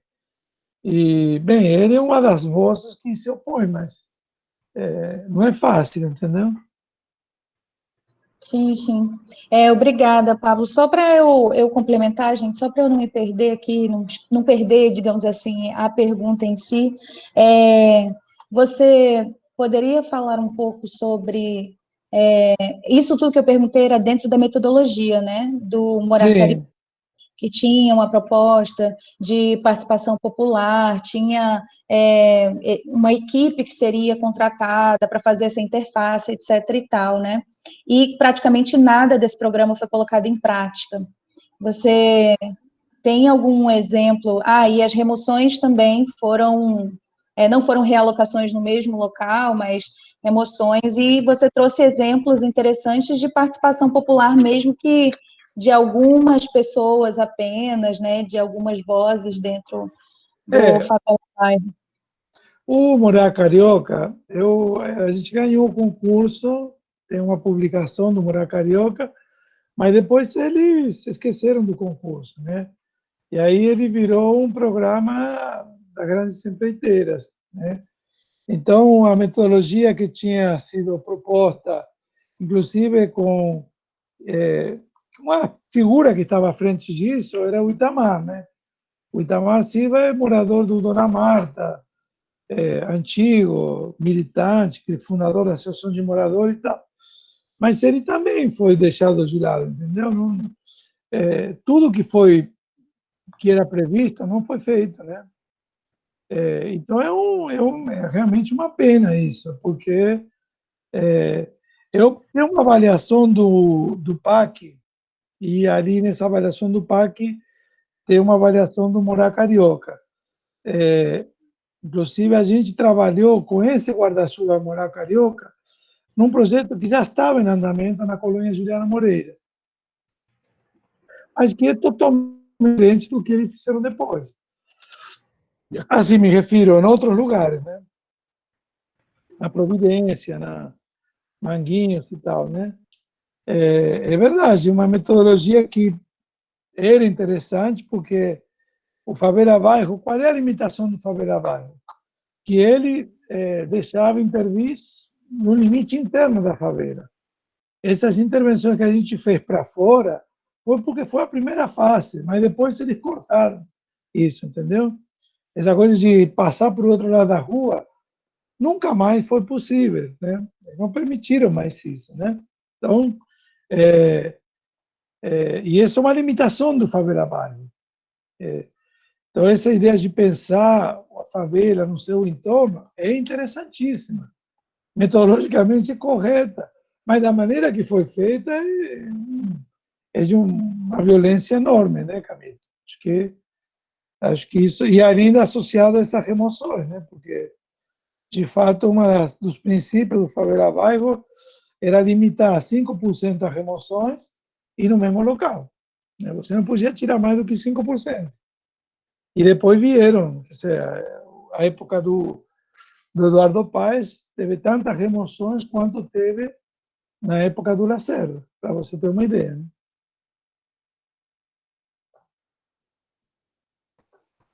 Ótimo, Pablo. Deixa eu ver mais uma pergunta aqui. Marcos Gavião. Sim. Boa noite, Pablo, tudo bem? Tudo Agradeço bem. muito aí por compartilhar os conhecimentos, que para a gente é muito conhecimento, né? Eu queria saber um pouco sobre a questão, por exemplo, das suas propostas feitas nas favelas, né? Você comentou que a favela hoje tem um grande abandono, né, de muitos programas sociais, tem a má conservação dos equipamentos públicos, falta de regulação, um monte de outras coisas também. Mas, assim, como seriam as propostas, né, as etapas de uma proposta que você faz de um projeto e um prazo, assim, mais ou menos, tipo assim, fez a proposta daqui, um ano, 2 anos, às vezes ainda está pendente para ser realizado. Como que seria essa questão? São duas perguntas em uma, né, Marco? Porque, na realidade, é o seguinte: bom, tem um prazo de projeto, normalmente, um prazo de projeto em favela, você não tem mesmo a melhor topografia, ela não é fiel, porque quando você, por exemplo, você tira uma casa, você pode encontrar uma terra muito ruim, entendeu? Isso acontece. Ou pode ser que você encontre, enfim, parece um morro, mas quando você vai mexer, é uma montanha de lixo. Então, é um solo que não presta para você apoiar nada. Então, o prazo de projeto, normalmente, assim, é de 6 a 8 meses, né? Nas primeiras favelas que a gente fez, a gente tinha conseguido ter um escritório no local. Depois a própria prefeitura cortou isso, porque achava que a gente falava demais com as pessoas, sei lá. Enfim. Agora, o que importa ali é que o programa de uma intervenção dessa, para você ter uma ideia, ela não surge somente da favela, né? Nessa favela, uma das que eu mostrei, né, tinha um programa de uma cooperativa de serviços de construção civil. Então, o pessoal fez um acordo, montou uma cooperativa, conseguiu telefone naquela época, conseguiu ferramenta, tará, tará, e fazia a ponte entre uma demanda de pequenas reformas e essa cooperativa local que criou. Então, é uma iniciativa que dependia das secretarias de trabalho daquela época. Segundo o convênio que a gente fez com a concessionária Fiat, a concessionária Fiat precisava de um local para fazer treinamentos de mão de obra para reparo nas concessionárias. Então, numa dessas favelas, a gente reservou um espaço para eles montarem um galpão de treinamento da concessionária Fiat, com o compromisso de que eles admitiriam um tanto por cento de estudante da própria localidade. Foi feito isso, funcionou durante vários anos, né? Terceiro convênio, com uma firma de manutenção de elevadores, né? Eu tinha um convênio de formação de mão de obra para manutenção de elevadores. Quarto convênio, para uma escola de circo que também tinha uma padaria comunitária, convênio com a Petrobras. Então, todos esses convênios que a gente fez, bom, convênio com as secretarias de esporte, que fazia o programa, como se chamava o programa? Acho que era Jovem Talento, uma coisa assim, né? Que era para... que teve, inclusive, um acordo com o Milan da Itália, numa favela, entendeu? A gente conseguiu criar um acordo para que o Milan, claro, o Milan, de olho no talento brasileiro, né? Tinha uma escolinha de futebol que eles mantinham numa favela aqui. Mais um convênio feito com a coleta de lixo, com convênios de gari comunitário, né? Então, você tinha um gari que era da própria comunidade, que fazia a limpeza da própria comunidade, né? Outro projeto, mutirão remunerado, que era mutirão florestamento, né? Em morros que a gente trabalhou, tinha um convênio para replantio e recomposição da mata nativa, né? Isso é fundamental para diminuir áreas de risco. Outro convênio, na zona oeste, Guardião dos Rios, né? Então, todos esses convênios que eu estou te mencionando, Marco, repara, tem atores externos, né? Então, não adianta você fazer o projeto físico. O que são coisas que vão muito além do projeto. Algumas demandam espaço físico. Por exemplo, a cooperativa demandava uma salinha com telefone. Tudo bem, a gente fez. A cooperativa, a da concessionária Fiat, tinha um galpão. A gente deixou um lugar para eles construírem. Então, algumas demandam espaço físico, outras não. Agora, o que é importante é que a ideia de programa arquitetônico, ele não é uma coisa assim pontual da edificação física. É o que está construído e o uso ao longo do tempo, entendeu? Então, não adianta você construir um lugar para a concessionária Fiat dar o curso e no ano seguinte a concessionária Fiat parar de dar o curso, você vai ficar com um galpão vazio, entendeu? Então, são ideias de programa, tem uma dimensão que vai muito além de uma questão puramente física, né? Nesse sentido, né? Não sei se te respondi a questão. Né?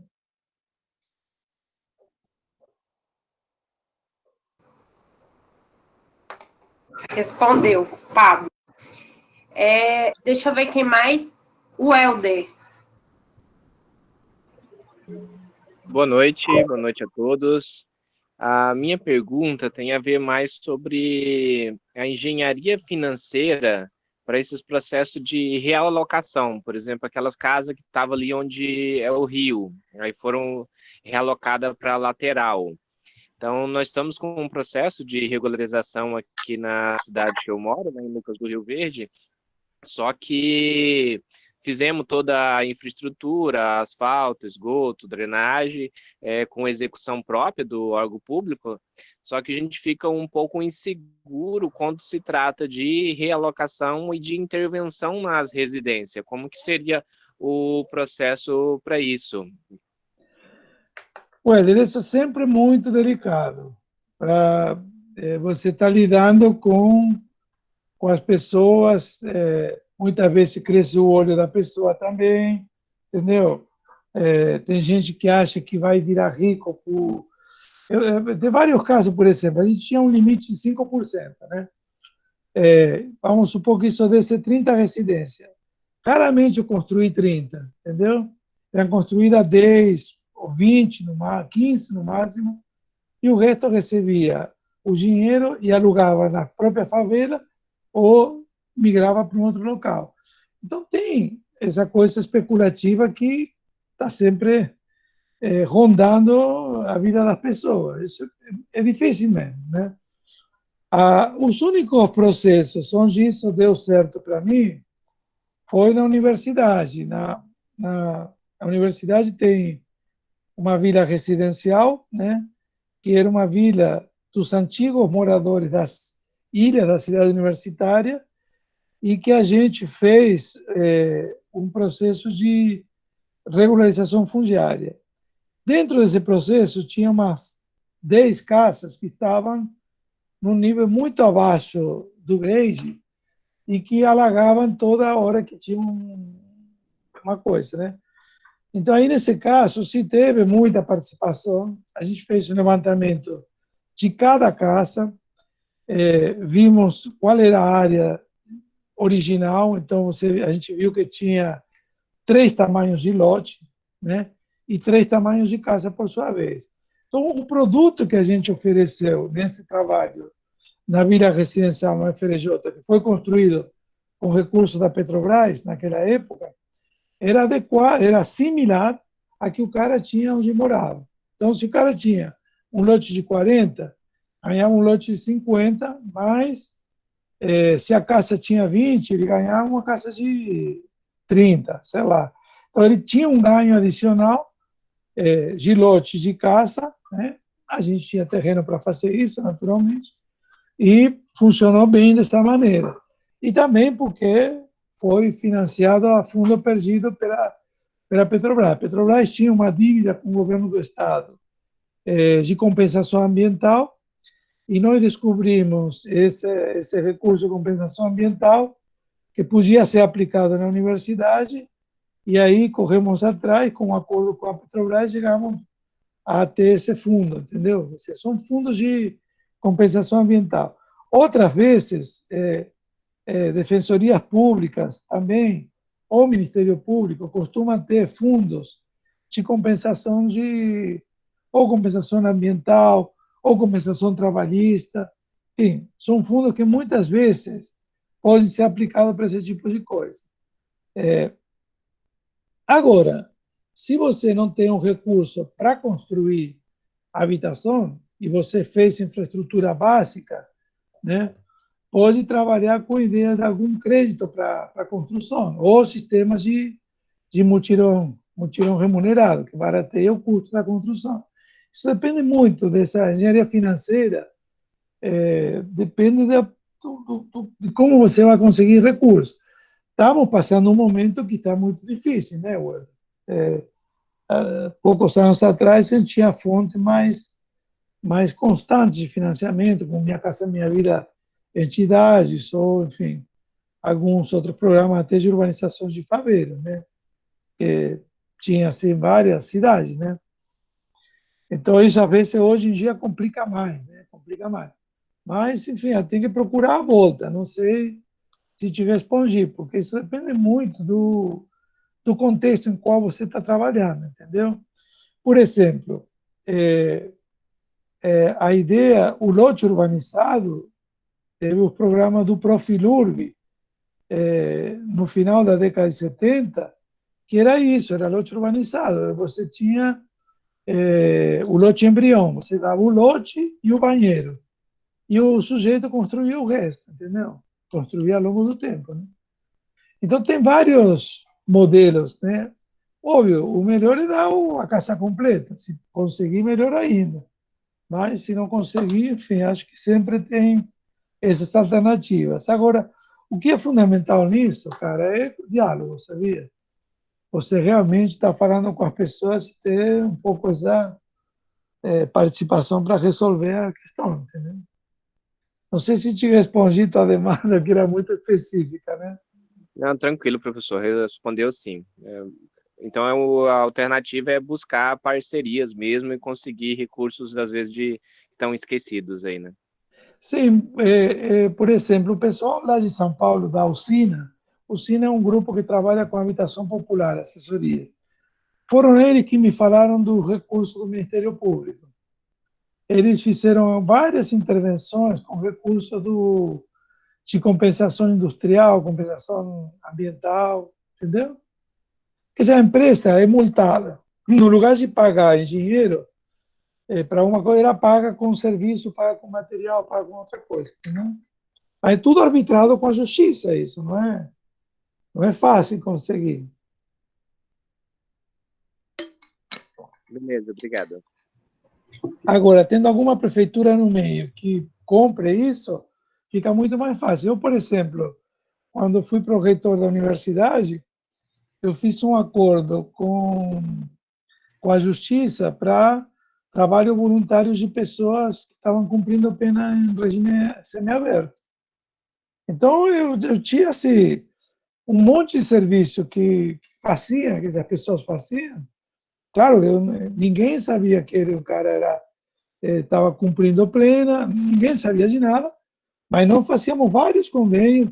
E, por exemplo, a questão de curso noturno, que eu tinha muita dificuldade para ter funcionário que cuidasse da parte administrativa, durante muito tempo eram caras que estavam cumprindo em regime semiaberto, que trabalharam nisso, entendeu? Dessa maneira, vários níveis, entendeu? Então, acho que tem uma brecha por aí, né? A pesquisar, né? Nem sempre tem, mas é interessante procurar. Maravilha. Pablo, mais alguém, gente? Tem mais alguma pergunta para o Pablo? Acho que foram todas, né? Pode falar, Camila. Eu queria agradecer a resposta. Minha internet está muito ruim aqui. Desculpa. Eu caí 2 vezes enquanto o Pablo estava me respondendo. Me perdoa, Pablo. Não tive a oportunidade de agradecer. E aí eu queria aproveitar e perguntar a sua opinião acerca de um assunto específico, que foi inclusive trabalhado por mim na minha dissertação, que são as remoções, né? Essa realocação da população em outras áreas da cidade, né? E nos seus projetos, nas suas propostas, você conseguiu de fato manter todos os moradores na própria favela ou foi necessário realocar em locais distantes? Olha, Camila, se por princípio eu não faria nunca isso de remover para um local distante, porque é uma burrice pensar que a casa se resume aos cômodos que você tem, né? Na realidade, é muito mais importante disso que é o que o meio urbano te oferece, né? Então, o cara que mora na favela da Providência, onde no Rio de Janeiro está na área central, onde tem 40% de oferta de trabalho, a possibilidade de ele ter uma vida mais tranquila é muito maior que se ele for morar na AP4, na Zona Oeste, onde a oferta de trabalho é de menos de 10%. Então, é evidente que você pensar a casa só como um objeto construído, sem entender que a caça depende da cidade, é muito, além de ser muito violento, né? Porque essas relocações que a gente fez foram sempre no mesmo local, e isso era um ponto pacífico do programa, né? O programa fala, se você não tem onde relocar, você não tira, entendeu? Você não tem como tirar mais, aí depois vou ver o que eu faço. Não existe isso. Ou você reloca no mesmo local, ou você não vai permanecer como está, entendeu? Procura outra maneira de resolver teu problema. A maior parte das remoções nesses programas iniciais do Favela Bairro eram feitas com muito critério, e assim, pegando as áreas mais pobres dentro da favela, né? Em geral, as áreas mais pobres são as que têm maior carência de infraestrutura.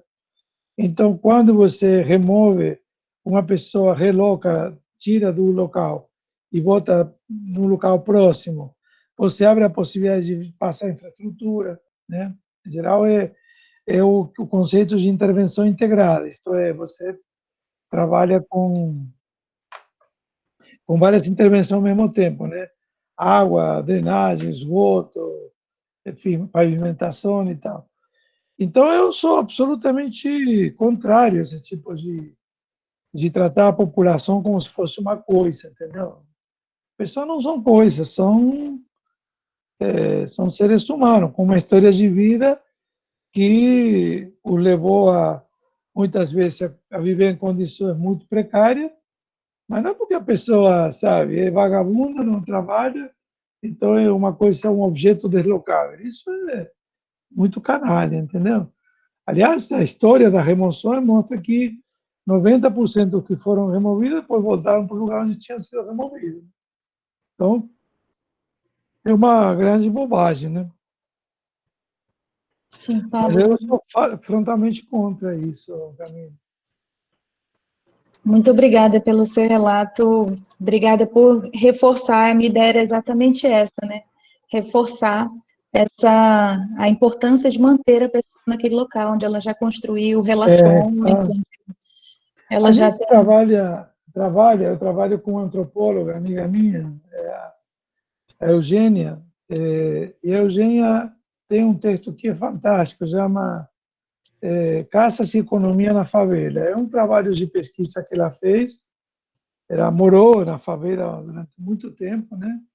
E ela trabalha com o conceito de conjuntos de caça, né?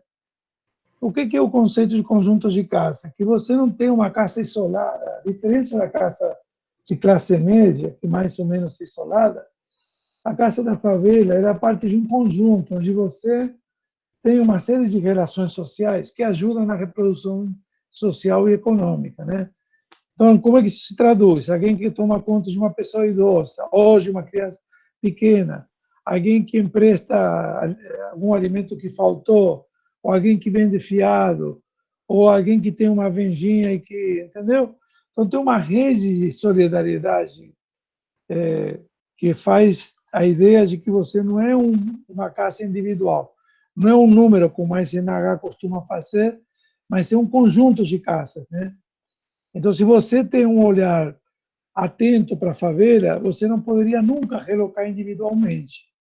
Deveria, pelo menos, realocar como conjunto. Para saber qual é o tamanho do conjunto e até onde vai, só com pesquisa, entendeu? Só que eles não fazem isso, né? Então, é meio por aí, entendeu?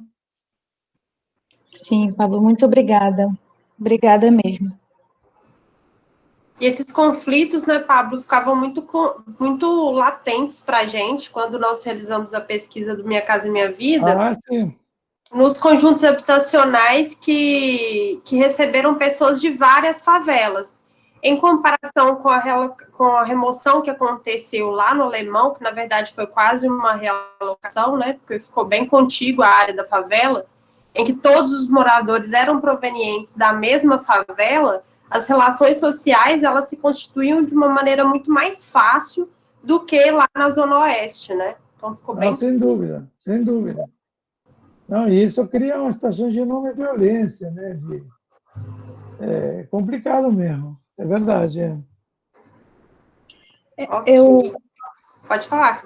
Eu posso só fazer uma pergunta? A professora Janaína, no início, fez uma pergunta sobre esse limite de atuação, né? Quanto você tinha autonomia, né? Lá na Providência, através das pesquisas realizadas e tudo mais, eu percebi que havia uma pressão muito grande para remover boa parte daquela população, usando o pretexto de que boa parte da área da Providência era uma área de risco, né? Tanto que a própria população, juntamente com algumas equipes organizadas, etc., fizeram um contralaudo, digamos assim, né, um laudo, mostrando que boa parte daquela área que era considerada de risco não era de fato, né? No Favela Bairro acontecia essa pressão ou vocês tinham a liberdade de propor conforme a análise feita no local? Olha, Camila, isso no primeiro Favela Bairro, sim, tinha muita liberdade.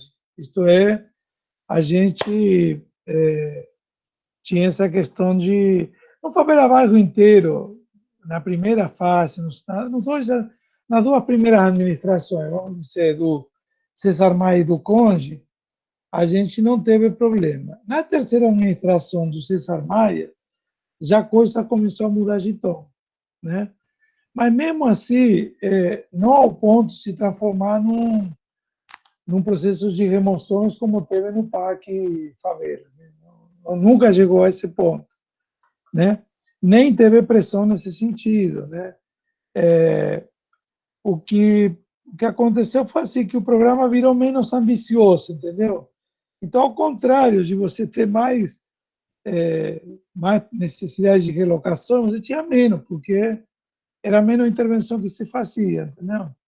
Agora, quando vem o PAC, quando vem o Olimpíada, essa coisa toda, Morar carioca, né? chamado Morar Carioca, porque o Morar Carioca é diferente, entendeu?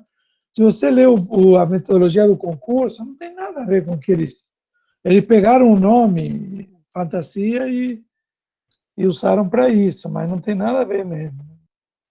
Então, assim, eu acho que eu assim, não senti nunca pressão nesse sentido, entendeu? Mas eu acho que a Providência tem a infelicidade, entre aspas, né, de estar localizada exatamente no Porto Maravilha, entendeu? Então, o conceito de assim, mais ou menos, não, vamos mostrar que a gente trata bem a pobreza, né? Então, vamos fazer uma favela cenográfica, tipo a Globo faz, entendeu? Para a novela, e Sim. pronto, estamos conversados, entendeu? Então, tem uma pressão adicional pelo fato de ser área portuária, de ter um investimento monstruoso da prefeitura, do governo federal, nessa burrice que foi o Porto Maravilha, entendeu? Também acho. Eu acho que tem isso, né? Acho que aí tem uma pressão adicional para que a favela seja da cara, tem uma pressão estética forte, entendeu? Por conta dessa questão de vamos levar o gringo para visitar a favela e para que eles vejam como os carioca, como o governo municipal é legal, entendeu? Não expulsa o pobre, ele está aqui, entendeu? Mesmo que tirou a metade, ou mais da metade, mas depois quem que vai contar essa história, entendeu? Acabou que o projeto lá na Providência não foi colocado em prática, né? A única coisa que foi colocada em prática foi o bendito do teleférico, que eu acho que já tinham comprado, já não já tinha tinha como comprado. devolver. Não, essa história do teleférico à Providência é terrível, porque eles tinham negociado com uma firma e depois fizeram a licitação. Depois de feita a licitação e adjudicada para essa firma, os caras conseguiram outra firma que estava entrar para um desconto. Deve ter molhado a mão de alguém. E a primeira firma rompeu o contrato, foi com a segunda.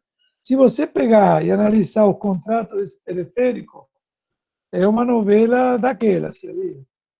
Mas não sei se você teve acesso a isso, mas eu cheguei Não, a saber. eu não tive acesso a esse contrato. Eu busquei, na realidade, conversar com a autora do projeto. Com a Fernanda, né? Sim, tentei, viu, Pablo? Tentei muito, mas ela não quis me receber, não. Ela não era uma pessoa que trabalhava muito com favela, entendeu? Ela ganhou esse concurso e meio que caiu na mão dela, assim, mas não tinha muita experiência, não. Ela nunca teve experiência de trabalho com favela.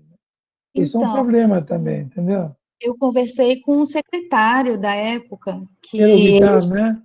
ele esteve muito próximo a tudo que estava acontecendo e tudo mais, e me contou toda a história, né, do que aconteceu na Providência e tudo mais. Inclusive, me falou que a pessoa que estava fazendo o projeto era a mesma pessoa que tinha feito a proposta do Favela Bairro para Providência, e que, enfim. Bom, isso foi essa a conversa. Janaína, você vai fazer mais alguma pergunta, ou eu posso fazer uma pergunta final? Pode fazer a pergunta final, então, Camilo. Fique à Que já está tarde também, eu dou aula amanhã de manhã. Pablo, eu queria ficar conversando com você aqui a noite toda. Mas eu gostaria de te perguntar, pedir para você falar um pouco sobre quais são as perspectivas em relação a esse tema. Porque agora a gente está em um momento delicado, complicado, né, do nosso governo, mas onde eu não consigo enxergar muita perspectiva, né, algo positivo, por exemplo, em relação a isso, em relação a essa integração do tecido da favela, tecido da cidade, né, fazer essas pessoas participarem de toda, terem acesso a toda a infraestrutura que precisam, que necessitam, que é direito deles. O que você poderia falar para a gente sobre suas perspectivas em relação ao tema? Olha, eu assim gostaria muito de te falar que sou muito otimista, mas não é o caso, né? O que eu assim, quem olha o passado olha um pouco para trás, a Constituição de 88, ela tem uma mudança significativa no modelo de Estado brasileiro, né? O Estado brasileiro da ditadura era um Estado extremamente centralizado, onde você tinha praticamente não tinha uma autonomia municipal, né? Eu acho que o que pode vir de novidade ou de coisa interessante é via eleição municipal. Claro que aí são recursos muito menores, né? Não terá esse volume de recursos, mas acho que a aposta possível é essa, né? E eu acho que isso pode acontecer. Por exemplo, Belém do Pará, o Edmilson, que já foi prefeito lá, fez uma boa prefeitura, com a recuperação dos igarapés e tal, tá na pesquisa, está na frente. Se o Edmilson ganhar em Belém do Pará, pode ser que você tenha uma linha de trabalho lá, abertura para esse tipo de questão, entendeu? Agora, depende muito da eleição, né? Eu acho que, sim, como dizem por aí, não tem mal que dure 100 anos, né? Mas isso se refere à guerra dos 100 anos. Como eu acho que isso não vai durar muito também, espero que não, né? Esperamos. Depois da chuva vem o sol, né? Então, agora, acho que nessa conjuntura atual, o que aparece como horizonte são as possibilidades municipais, né? Assim, acho que ali há um caminho, há um espaço para isso. Claro, adaptada a cada uma delas à escala e o tamanho do município e dos problemas, né? Que não são os mesmos para cada cidade, naturalmente. Mas é o que eu acho que tem como possibilidade, digamos, né? Muito obrigada, Pablo. Obrigada por toda a contribuição que você trouxe para a gente. Obrigada pelos relatos super interessantes e que deixam a gente com vontade e com esperança também de que isso possa ser colocado em prática novamente, sabe? Apesar de toda a conjuntura ser triste. Não, é E verdade. isso Claro. faz com que a gente tenha esperança, porque a gente vê que de fato já aconteceu. Então, pode ser que daqui a 100 anos, ou não, daqui a menos de 100 anos, a gente consiga fazer novamente. Isso, tá certo. Tá bom, gente. Muito obrigado a vocês pela paciência. Estou meio cansado porque é a terceira live do dia, né? Hoje é o Dia Mundial de Urbanismo, né? Então, a gente teve várias palestras, né? Mas, enfim, estou à disposição de vocês, né? Janaína mandando, você sabe que eu faço presente, tá bom?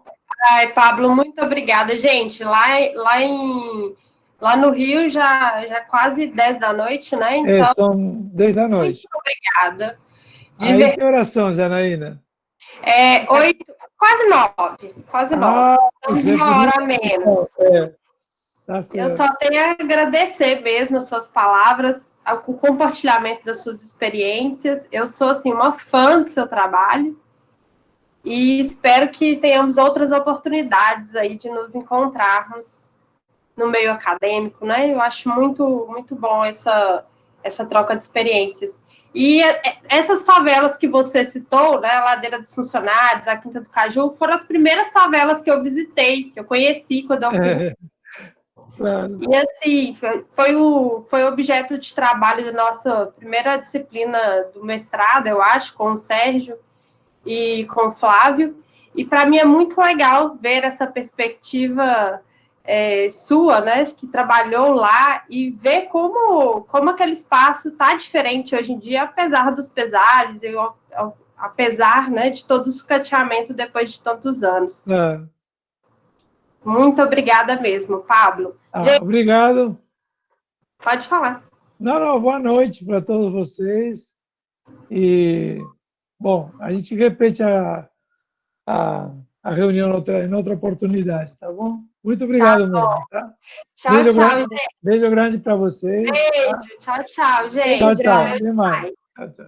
Janaína, muito obrigada, viu? Obrigada pela oportunidade, obrigada pelo convite. Acho que meus alunos aproveitaram muito as palavras do Pablo. Obrigada. Valeu. Boa noite, gente. Boa noite. Boa noite.